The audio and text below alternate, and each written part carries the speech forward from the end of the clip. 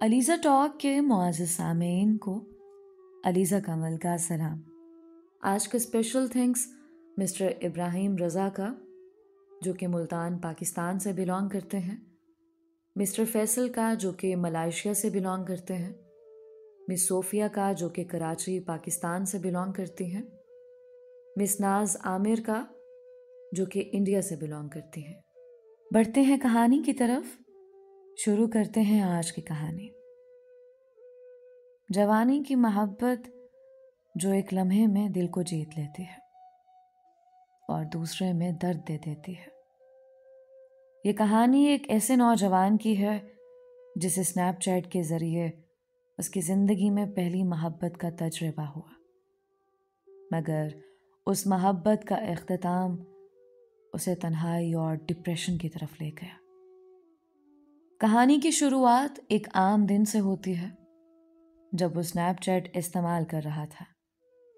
ایک دن اسے ایک لڑکی کی فرینڈ ریکویسٹ آئی۔ اس نے ریکویسٹ قبول کی اور تجسس سے سوال کیا، آپ کا نام کیا ہے؟ کہاں رہتی ہیں؟ اور آپ کی عمر کیا ہے؟ جواب میں اس نے بتایا کہ اس کا نام ہاجرہ ہے، وہ سیالکوٹ میں رہتی ہے اور اس کی عمر 16 سال ہے۔ اس نے بھی لڑکی کو اپنا تعارف کرایا کہ وہ منڈی بہاؤدین میں رہتا ہے اور خود بھی 16 سال کا ہے۔ جب لڑکی نے وائس میں جواب دیا تو اسے یقین ہو گیا کہ واقعی یہ ایک لڑکی ہے۔ اس کی آواز نے دل میں گھر کر لیا اور کچھ لمحوں بعد اس نے اسے تصویر بھی مانگ لی۔ ہاجرہ نے فوراً تصویر بھیج دی اور لڑکی کی خوبصورتی نے اس کے دل کو مکمل طور پر جکڑ لیا۔ پھر ان دونوں کی باتیں گھنٹوں تک چلتی رہیں اور ان کا تعلق مضبوط ہو رہا تھا۔ دراصل یہ جوان سالہ لڑکا ہاجرہ کا دیوانہ تو ہو ہی چکا تھا، لہٰذا اس نے اسے دوستی کا پیغام دیا اور خوش قسمتی سے ہاجرہ نے اس کی دوستی قبول کر لی۔ اب تو یہ تعلق اور بھی گہرا ہو گیا تھا اور کچھ ہی دنوں میں اس نے ہاجرہ کو اپنا موبائل نمبر بھی دے دیا۔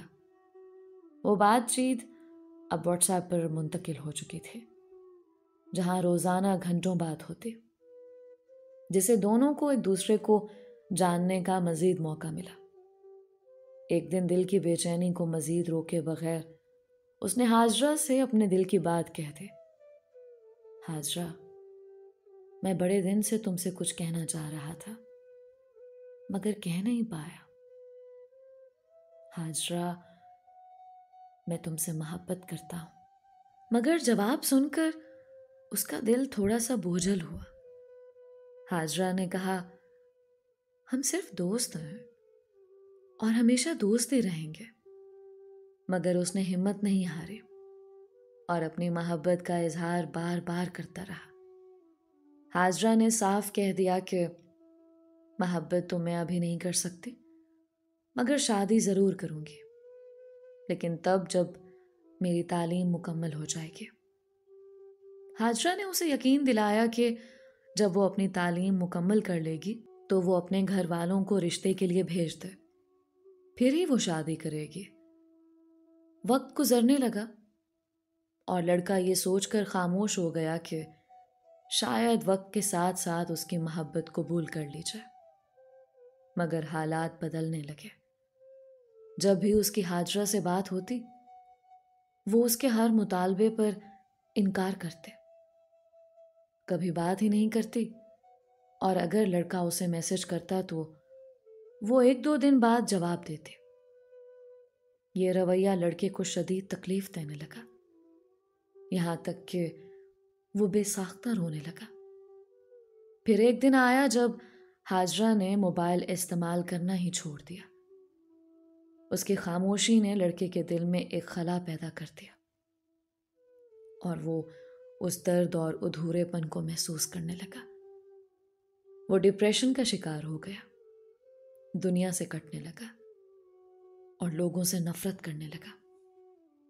اب اسے تنہائی کا احساس ستانے لگا، جیسے ہر کوئی اسے چھوڑ گیا ہو، جیسے اس کی زندگی میں खुशी का कोई ज़रिया ही ना रहा हो, मगर फिर भी उसने दिल से हाजरा के लिए दुआ दी कि जहाँ भी हो खुश रहे।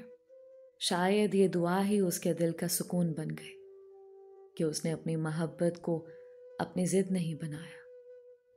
उसने सीखा कि ज़बरदस्ती प्यार किसी के लिए अच्छा नहीं होता। ये कहानी सिर्फ एक फ़र्द की नहीं बल्कि एक अलमिया है जो सोशल मीडिया के ज़रिए जज्बात में बह जाने वालों का मुश्तरका अंजाम बनती जा रही है।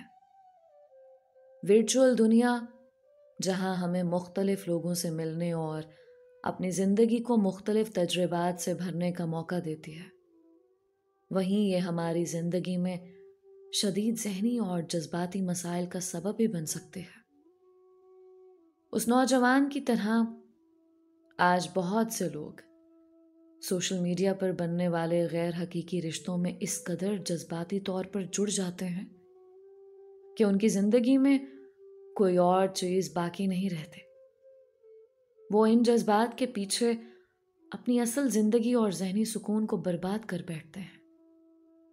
सोशल मीडिया के बेजाए इस्तेमाल ने हमें एक ऐसी दुनिया में डाल दिया है जहां हर चीज़ आर्जी है, हर रिश्ता सतही है और ज़्यादातर ताल्लुकात जज्बाती वाबस्तगी की बजाय वक्ती तफरीह के लिए होते हैं।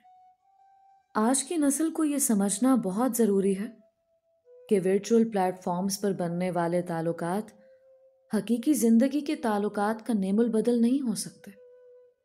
जज्बाती वाबस्तगी का ज़्यादा होना ख़ास तौर पर ऐसे लोगों से जिन्हें हम जानते भी नहीं, हमें मायूसी और ज़हनी इंतशार की तरफ ले जा सकता है।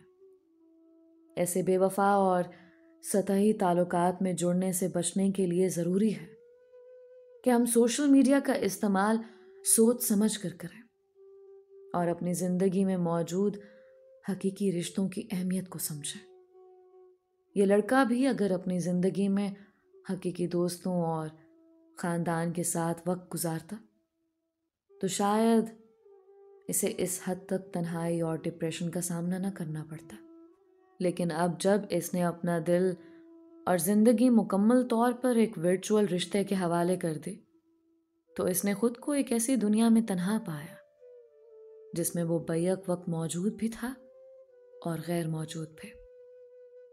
ये नौजवान अब अपनी तन्हाई में खो चुका है। हर दिन इसके लिए एक कर्ब बन गया है और इसके लिए बाहर निकलना मुश्किल होता जा रहा है।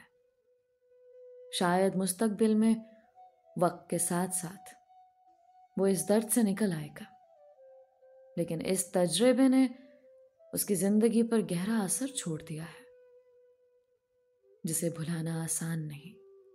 दोस्तों, उम्मीद करती हूँ कि इस कहानी से आप सब ने बहुत कुछ सीखा होगा। खुदारा अपनी ज़ात और अपनी इज़्ज़त को खुद महफूज रखें।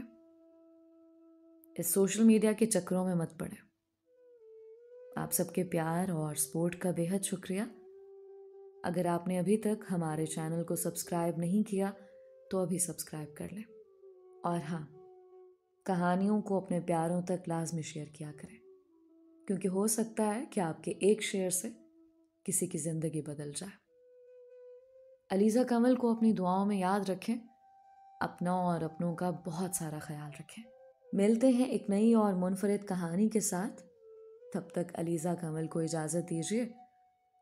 अल्लाह हम सबका हामी और नासिर रहे।